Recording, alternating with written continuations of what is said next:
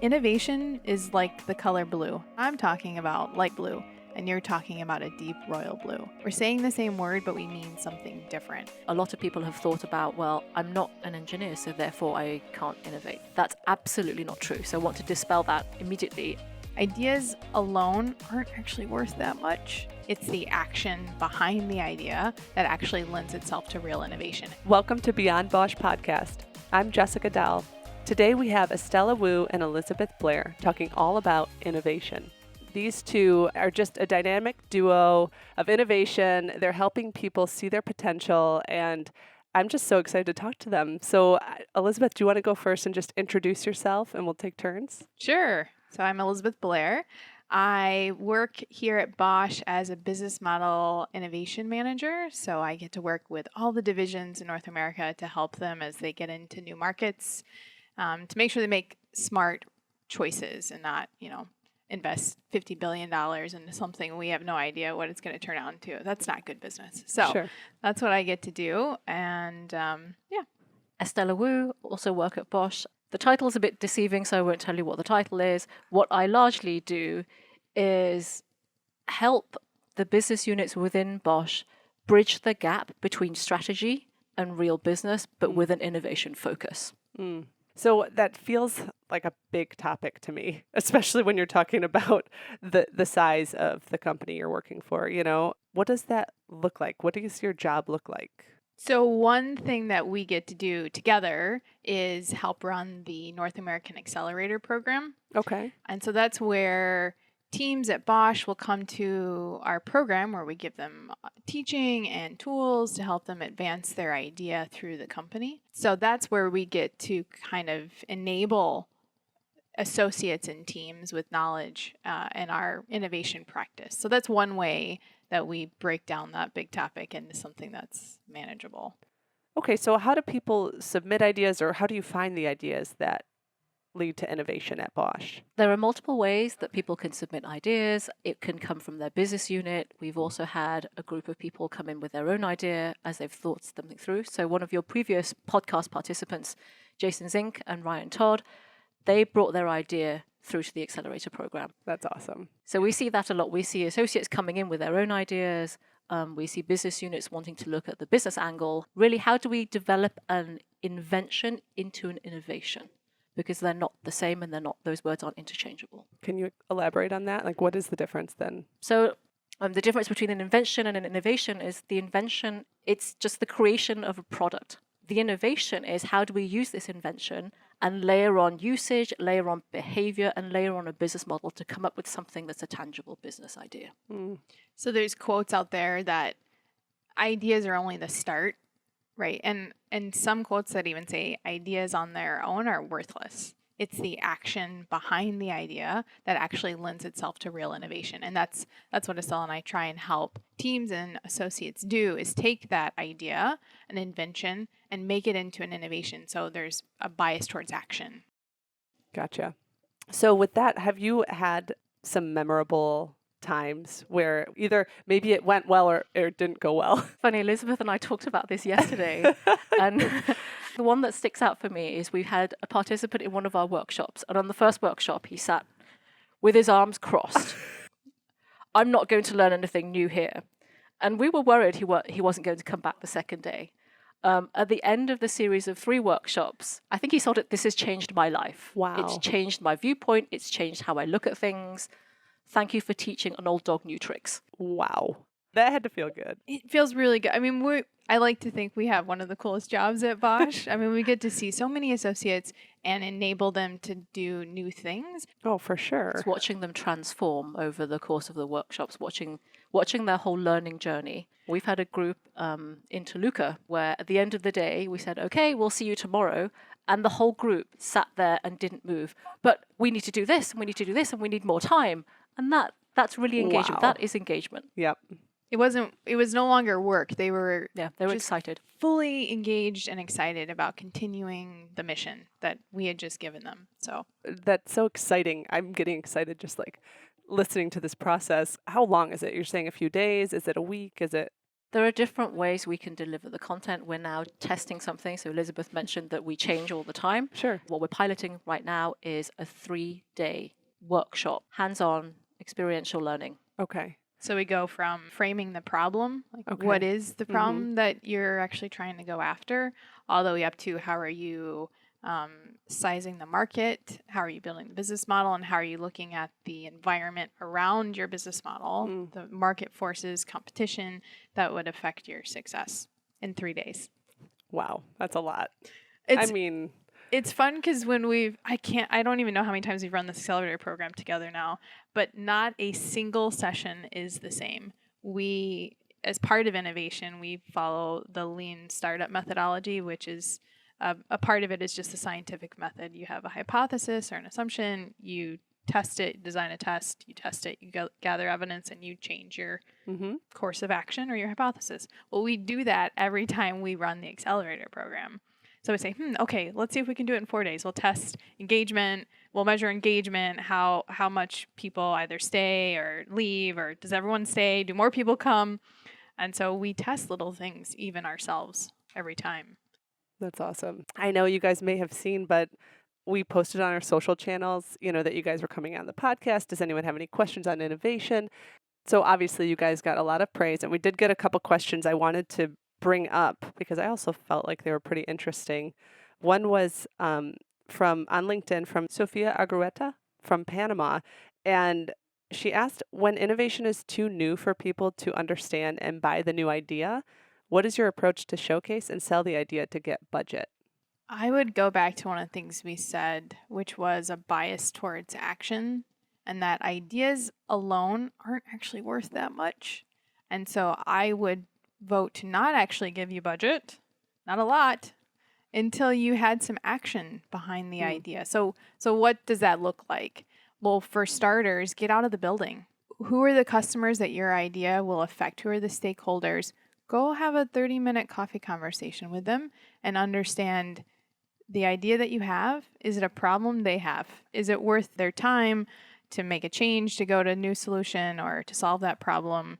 So I think that the strongest evidence you can have to try to get budget is that you have proof that it's a problem for customers. That makes sense. Yep. And then layering on top of that, the external part is also, in a large corporation, you also have to consider your internal stakeholders. Well, that's really good. I hope that's helpful, Sophia. We also had one more question, which I also was interested in. This one was from Instagram, Yasmina Gokovic. She asked, what's the biggest challenge you face in your jobs? Interesting question. Oh, I would say one of my biggest challenges right at this point is trying to bridge the space between the intrapreneurs within the organization and their operating organization. So trying to foster an environment, and I'm not talking physical environment, but foster an environment where we can help to nurture these innovation teams or these associates projects. We're trying to nurture this, but give them a space to allow them to do that. That's on the innovation, in the entrepreneurial space, and try and help them transition into the more operational space. We work every day in the operational space. It's what generates money for the company. It gives us the freedom to be able to play on the innovation side, but there's usually a gap and a very strong tension between innovation and operation. How do we minimize the tension to bridge that gap? So that's one of my biggest challenges. I think the project that I'm working on right now is working with a few professors from the Texas Christian University, University College London, and Penn State on a study on how well Bosch is bridging that gap. What can we change, specifically looking at leadership behaviors? Adding on to that, one of the challenges we have across that spectrum is what leaders should consider their role, like in innovation versus operations. For example, usually leadership in operations, right? They're there because they've made good choices, they've made decisions, they have years of experience, so they can make decisions, quote unquote, from the gut. But it's really based on lots of knowledge they have. In the more innovation space where it's ambiguous, we don't have answers, that leader has a different role of they don't have all the answers. They should have questions for the team. the team actually has all the answers, the team that's getting out of the building, doing the research. And so there's this switch in roles that is It's uncomfortable. It's very uncomfortable when a leader has been the one that has answers. Mm-hmm. Everyone looks to for answers, and now they no longer have the answers. And so I think that's one of the challenges I have is convincing teams and leaders that we should have a team that has a certain mindset on an innovation project versus operations. We should use different metrics when we're judging the success of different projects. So like when you guys are talking with leadership, almost challenging and retraining some leadership skills, right? And then also on the other side, you're almost empowering both sides, right, in a different way, which I think is really inspiring because I've read quite a bit about, like, I don't know if I'm using the right terminology, but like almost decentralized command. So where you're not just looking at the leadership to make all your decisions and have all the answers, like you're saying, and it has been proven to be such a positive structure, almost lack of structure in a way. I wonder how that will shift the organization as a whole as these things continue to develop and you influence different groups. Do you guys have a feeling about that? Have you seen a shift? There are pockets of the organization where we're seeing the shift and we're relying on small pockets, and eventually those will end up growing into bigger and bigger pockets. So it's not something, it's a big challenge. It's not something we can tackle all at once. We have to find where are the advocates, where are our first movers. I think that's what we use in innovation language. Where are our first movers? How do we reach them first? So that's part of the challenge of changing culture and shifting mindset. It's a big task. So we don't look at it as trying to hit everybody in North America. To Estella's point, we see through consulting and running the Accelerator program that there are people it really resonates with. And so those are the leaders and the teams that we're working with. And it's not all on Estella and I, right? Sure. It's the teams and the leaders that get it, and they're actually the ones leading the transformation. Oh, that's really good.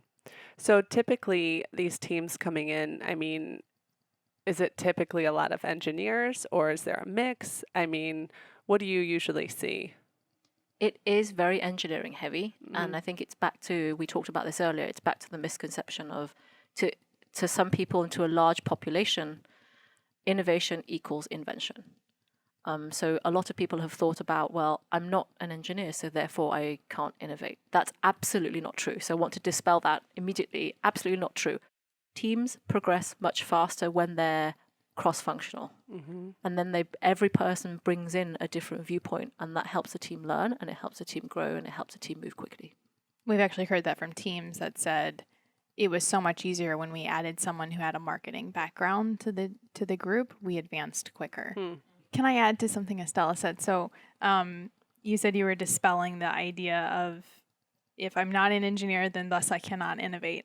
I think also we hear people, when they hear about the Accelerator program, they go, oh, I innovate every day in my job. I don't need to go to that. And back to your point, innovation is like the color blue. If I say, I love blue, and you say, I love blue too, but I'm talking about light blue, and you're talking about a deep royal blue. We're saying the same word, but we mean something different. And so it's true, there's like a spectrum of innovation in jobs. And yes, almost all of us do some form of innovation in our job every day. But the innovation that Estelle and I focus on is really where you have very little answers. You don't know the business model yet. You're not even sure of all the stakeholders and the customers and what does the value chain look like. I would say it's more transformational innovation rather than incremental innovation. Gotcha. So that's what Elizabeth and I focus on. That has to be exciting, though. I love the unknown. It is. Yeah. It's great. Yeah. Okay, so we kind of talked a little bit about misconception of innovation, like you said, the color blue, and then also the fact that it's just engineers or, I can't do this. So what are some misconceptions about innovation? One that we see often is people come in with a cool tool they found or a tool that we teach. For example, the business model canvas by Strategizer. It's a really great tool. But they come in and they think, oh, all I have to do is learn how to use this tool and I have innovated. The mistake there is the tool is to help facilitate you and your team towards innovation, but it's really your mindset and the way that you take an iterative approach using any tool. The business model canvas helps you with your business model. If you sit down, fill that out, and say, oh, there we go. we've created a business model for this brand new, ambiguous, fuzzy idea. No, that's not how it works. And so that's one thing I think we have to teach when we walk in to our Accelerator program. Everyone thinks they're going to walk away just learning how to use a tool. And really, I would say we're equipping them with a new way of solving problems and a new mindset. So innovation is not about a checklist. It's not about completing items on a checklist. We talk about small learning and iterative cycles, and those cycles, you don't know where that's going to take you. And so it's really difficult for people, and mostly engineers, and I am one too, it's difficult to grasp that concept of, well, I don't know where I'm going. And so how do I find the answers? So that's where the mindset shift has to come in. It's okay, and you have to be comfortable with not knowing where you're going, and you have to be comfortable of being led by whatever you find out. And it's hard. It's difficult. We do a fun exercise in the beginning to kind of break everybody of that, where we use our method, have an assumption, state your assumption, design a test, test it, and find out, was your assumption wrong or right? And everybody inevitably goes into this thing going, what is the one answer, the one right answer? We're going to get it. All the other teams, we're going to win. And no one is ever right. No, They're always wrong. We set up the test that way. Right. So yes. I'm somewhat regretting giving this away, but we set the test up this way. That test is really fun because that's where it's right in the beginning, and you can see everyone's it's the aha moment. Everyone's light bulb goes off on above their head. They're like, A, I get why it's okay that I don't have the answers, and B, I understand now why it's important to go test those assumptions. Oh, that's good. Then it gives you that baseline. It sets the room. That makes sense. Okay, so obviously Bosch has been around for a long time, legacy brand. We have quite a history of innovation. What does that mean to you, and where are we going with that? I think innovation is the core and the foundation of the company. I mean, our slogan is invented for life. So that's really the core, and it stems from the founder. It stems from Robert Bosch.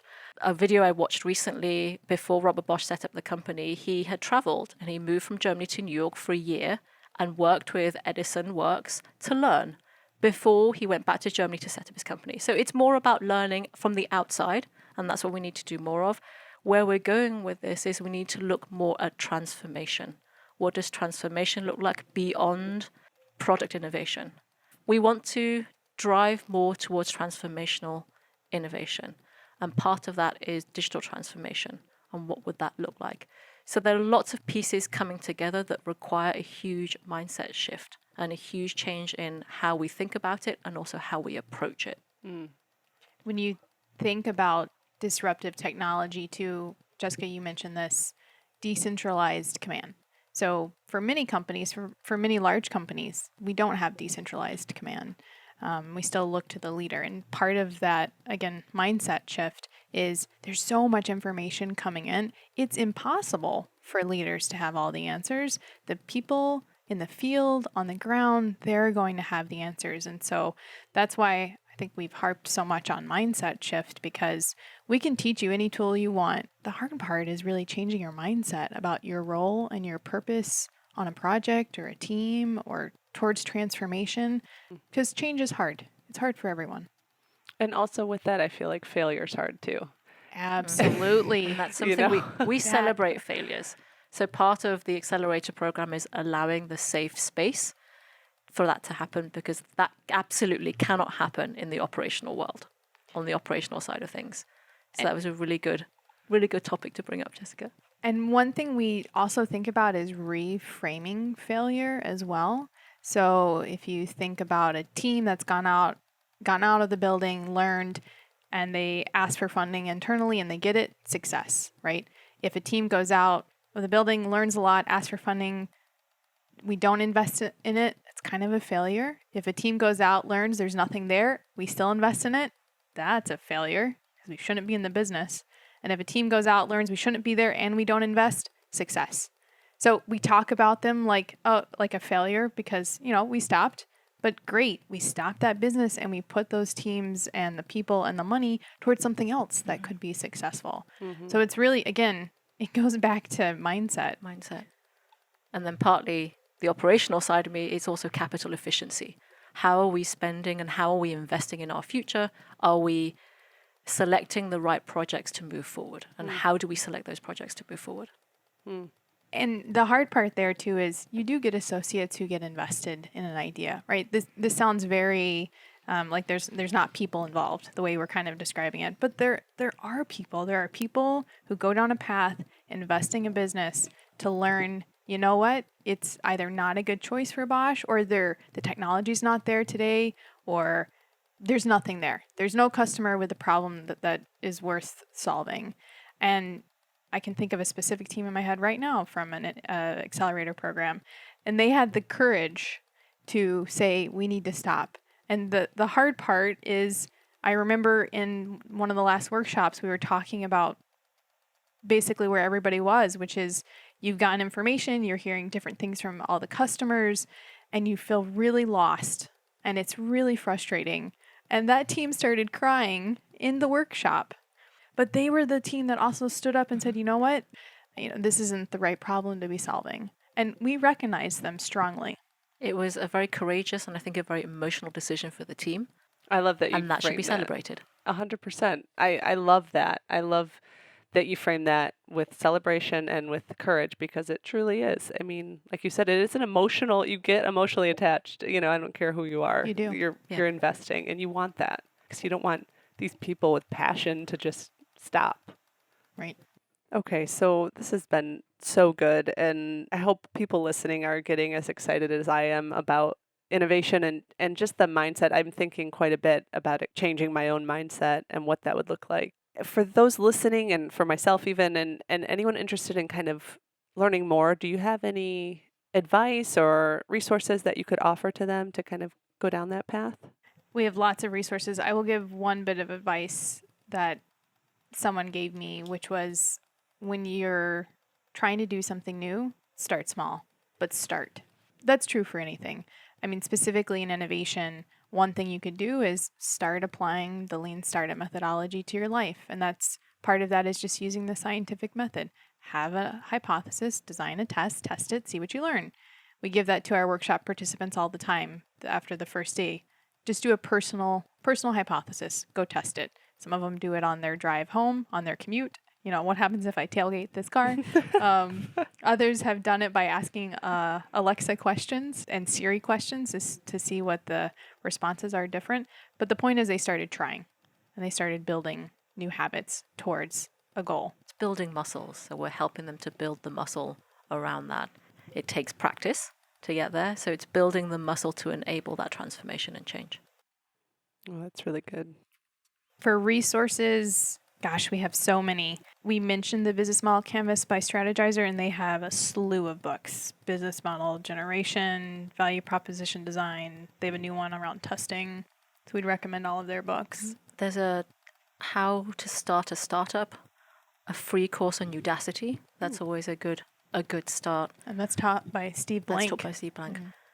One I really like is a book called Talking to Humans. So that's something we recommend to a lot of our workshop participants, is read the book, Talking to Humans, and it gives a customer-centric perspective. And if you are part of a company or a large corporation trying to start your own innovation program or your own innovation management in that company, the Lean Enterprise is also a good one. It's connected. If you've read The Lean Startup by Eric Ries, that's really good for any entrepreneur inside a corporation. The Lean Enterprise is really about how do you do it inside of a large corporation. And then one of my personal favorites, because we've talked about this, Innovation Takes Courage, Daring Greatly by Brené Brown. If you're getting into this arena, you got to have thick skin and a willingness to succeed and fail, have really high highs and really low lows. And that's a good book to help.